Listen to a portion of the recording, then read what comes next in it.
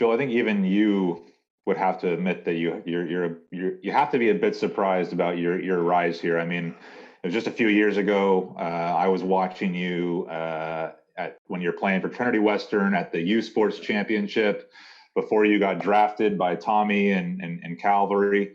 You have a pretty good season in the CPL. Then all of a sudden, you're on the touchline waiting to check into a CONCACAF Champions League game in Costa Rica, which I'm going to assume is a little bit different than checking into a match at York Lions Stadium. So just tell me about, just first of all, are you surprised at where you are right now?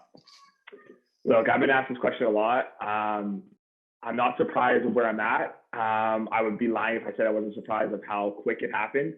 Obviously I sometimes call my parents and friends back home and be like, they kind of tell me you were playing, at Trinity a couple of years ago and now you're here. And it's, a crazy kind of profound situation and you don't really see it a lot. But like I said, I'm not surprised with where I am. I saw myself being here one day, playing in the MLS, going overseas, whatever that may have been, playing pro, other than the CPL. And,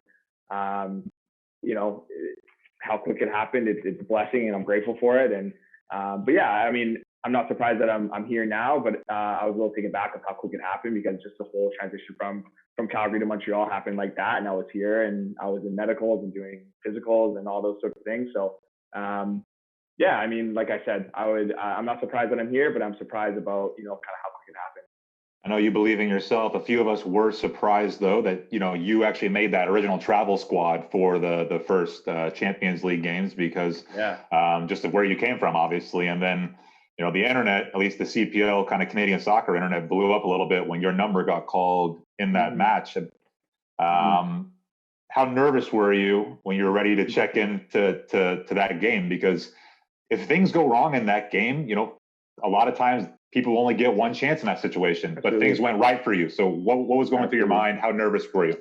Yeah, I mean, I think I had time to prepare during the week because I was the only center back that actually traveled on the bench.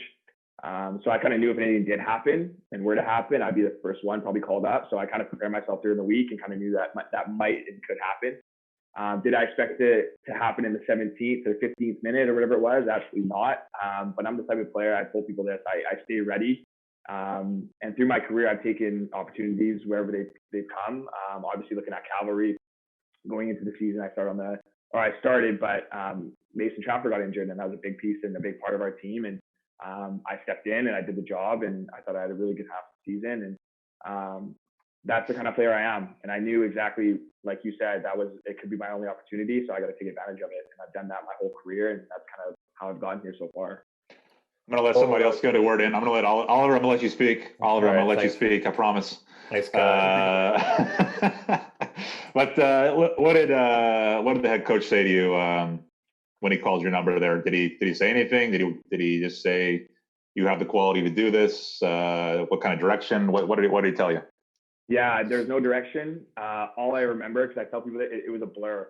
Kind of all of it was just a blur. They kind of asked us like how the game go, what was it like, and it's just the 20,000 people. It was such an intimate stadium, and it was so deafening and just something I never experienced before. But I had so much fun. And again, I'm not the type of player to get nervous. Really, I love big moments. I love the pressure. The more fans, the better for me. So.